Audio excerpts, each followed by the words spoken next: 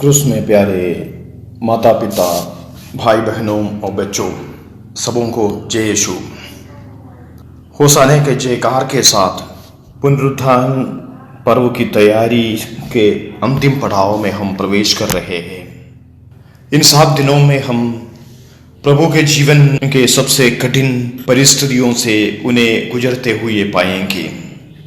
इन परिस्थितियों से गुजरने के बाद वह शाश्वत महिमा में अपने पिता की इच्छा पूरा करने के कारण, आज्ञाकारिता के कारण अपने शाश्वत महिमा में प्रवेश करते हुए हमारे लिए मुक्ति का द्वार खोल देते हैं। जैसे कि हमें मालूम है, अभी कई राज्यों में चुनाव का माहौल है। इन दिनों में हमें कई ऐसी चेहरा को समाचार पत्रों में और टीवी के माध्यम से देखने को मिलते हैं जो पलक झपकते ही अपनी दल, नेता और विचारधारा सब कुछ बदलते हैं। कुछ क्षणों पहले वह जिनकी तारीफ करते थे, जिनकी गुणगान करते थे, जिनके लिए संपूर्ण रूप से, जिन विचारधारा के लिए पूर्ण रूप से समर्पित अपने आप को घोषित करते थे, वही विचारधारा को, वही नेता को, वही व्यक्तियों को आलोचना करते हुए और उनकी निंदा करते हुए हमें देखने को मिलते हैं। यदि हम होसाना के पर्व के बारे में सोचते हैं और उसके बाद जो घटनाक्रम प्रभु के जीवन में घटित होते हैं उसके बारे में देखते हैं, तो हमें इस प्रकार की कुछ घटना प्रभु के साथ भी होते हुए हमें देखने को मिलेगा। होसाना के त्योहार में जो लोग प्रभु के पीछे पीछे और उनके आगे आगे उनके जयकार करते हुए खुशी से झूम उठते थे, जो उनकी नाम लेकर पुकारते थे, उनकी जयकार करते थे, उनके गुणगान करते थे, वही लोग, वही भीड़ कुछ ही दिनों के बाद ये नारा लगाते हैं कि उन्हें क्रूस दो, उन्हें क्रूस दो। अक्सर यह बात मानव के स्वभाव में देखने को मिलता है। जिनके पास अधिकार है, जिनके साथ प्रभाव है, जिनके पास क्षमता है, धन दौलत है, उनके जयकार करने वालों की कोई कमी नहीं होते हैं।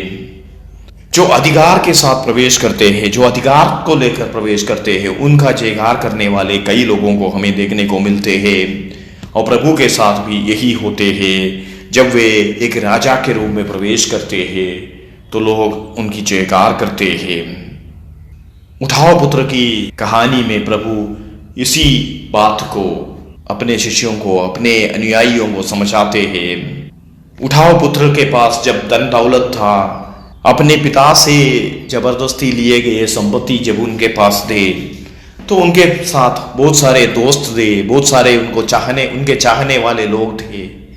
जैसे जैसे उनके पास से दौलत घटता गया, उनका धन दौलत कम होते गए, उनके सारे के सारे चाहने वाले और उनके सारे के सारे दोस्त उन्हें छोड़कर भाग जाते हैं और वे असहाय हो जाते हैं।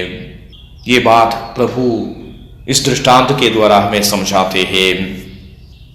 आज के सुसमाचार हमारे सामने कुछ विशेष घटनाक्रमों को प्रस्तुत करते हैं। प्रभु इस दुनिया के राजाओं के समान, सत्ताधारियों के समान अधिकार और ताकत के प्रतीक घोड़े को अपने सवारी के लिए नहीं चुनते हैं, बल्कि एक गधा को चुनते हैं जो लोगों की दृष्टि में तिरस्कृत, अपेक्षित समझा जाते थे।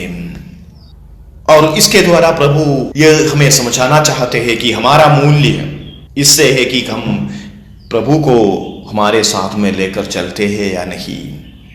विश्वासी होने के नाते, क्रिस्तीय होने के नाते यदि हम प्रभु को हमारे साथ लेकर चलते हैं, प्रभु को हमारे जीवन में अहम जगह देते हैं, तो हमारा कीमत, हमारी महत्व, हमारी मूल्य बढ़ जाते हैं।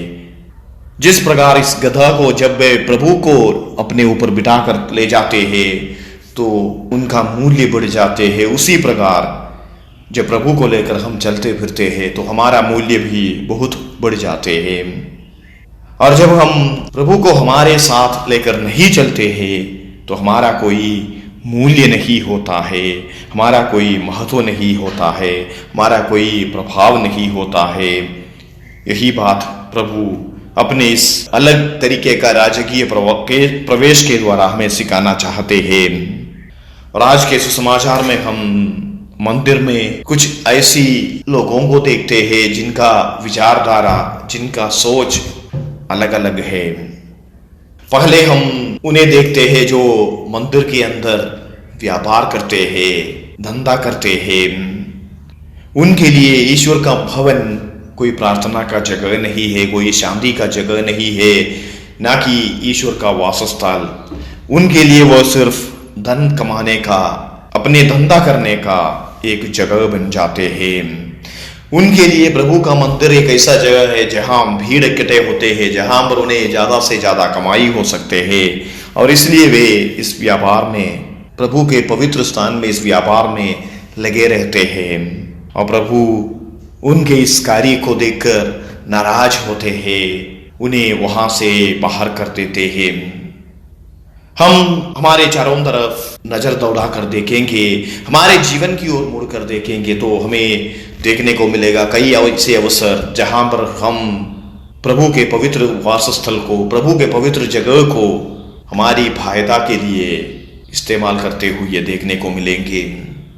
कई ऐसी मौके होंगे हमारे जीवन में जब हम प्रभु के पवित्र स्थल को हमारी फायदा के लिए, हमारे स्वार्थ की पूर्ति के लिए इस्तेमाल किया हो। और जब हम प्रभु के पवित्र स्थल को हमारी स्वार्थ को पूरा करने के लिए इस्तेमाल करते हैं तो प्रभु हमारे ऊपर भी नाराज हो जाते हैं। प्रभु के सजा के लिए हम पात्र बन जाते हैं। और दूसरे में हम देखते हैं, दूसरे ऐसे लोगों को हम देखते हैं जो प्रभु के मंदिर में हो रहे इस व्यापार और इस प्रकार की गतिविधियों से प्रभावित नहीं होते हैं। उन्हें उसमें कोई ऐतराज नहीं है, लेकिन उन्हें ऐतराज इसमें है कि प्रभु के जयकार लोग करते हैं, प्रभु का गुणगान मंदिर में लोग करते हैं, और इस प्रकार होने वाले शोर शराबे से वे नाराज हो जाते हैं। लेकिन मंदिर में हो रहे अलग प्रकार की घटनाक्रम से, अलग अलग प्रकार की कार्यों से उन्हें कोई समस्या नहीं है। वो है फरीसी और शास्त्री लोग। वे ऐसी लोग हैं जो प्रभु के नाम, प्रभु के मंदिर और ईश्वरीय स्थान को अपनी स्वार्थ को पूरा करने के लिए, दूसरों के ऊपर अपने शासन को बनाए रखने के लिए, अपने दूसरों के ऊपर अपने जो पकड़ है उसे मजबूत करने के लिए, दूसरों को दबाने के लिए एक जरिए के रूप में इसका इस्तेमाल करते हैं।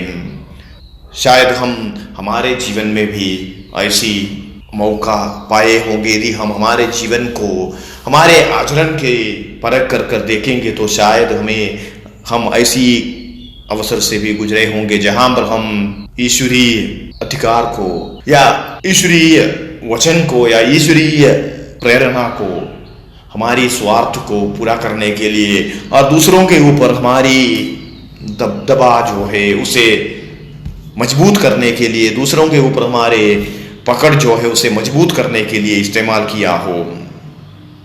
यदि हम ऐसी इस्तेमाल किए हैं तो फिर हम प्रभु के प्रेम से अलग हुए हो और इन फरीसियों की तरह प्रभु को हमारे जीवन में महत्व नहीं देने वाले बन जाते हैं। और हम तीसरे समूह को देखते हैं जो डरे हुए हैं, जो लोग इन अधिकारियों के और इन व्यापारियों के डर के वजह से दबे हुए हैं, शोषण के पात्र है, परेशान है।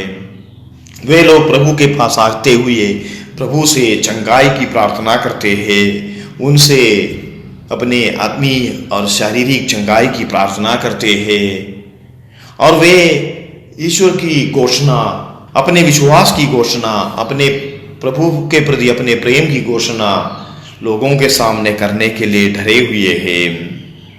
इस प्रकार के अलग अलग लोगों को हम मंदिर में देखते हैं।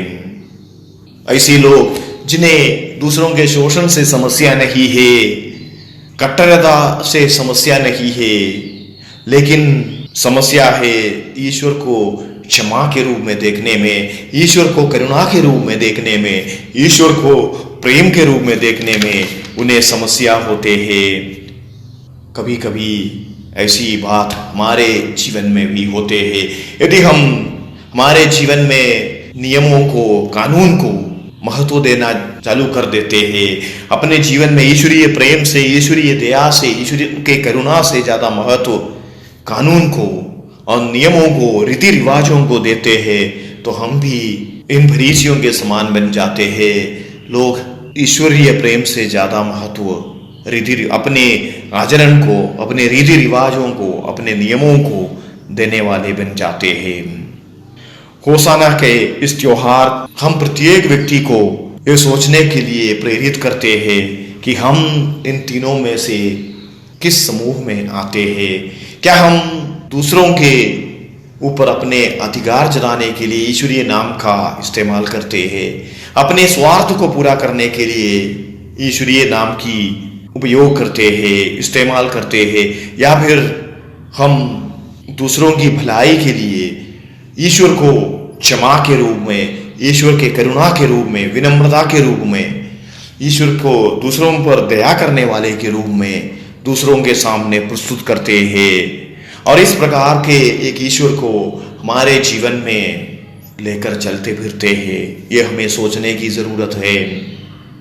यदि हम अपने ईश्वर के जो चित्र लोगों को प्रकट करते हैं, लोगों के सामने ईश्वर के बारे में जो चित्र, जो रूपरेखा प्रकट करते हैं, क्या वह एक डराने वाले, दूसरों को सजा देने वाले, एक महान अपनी ताकत के बलबूते पर लोगों पर शासन करने वाले एक राजा के रूप में है, या दूसरों को क्षमा करने वाले, दूसरों को करुणा दिखाने वाले, दूसरों पर दया करने वाले, दूसरों के पापों को क्षमा करने वाले, और अपने जीवन को लोगों की भलाई के लिए, दूसरों की, अपने भाई बहनों की मुक्ति के लिए न्यौछावर करने वाले एक ईश्वर के रूप में हम हमारे प्रभु को प्रस्तुत करता है।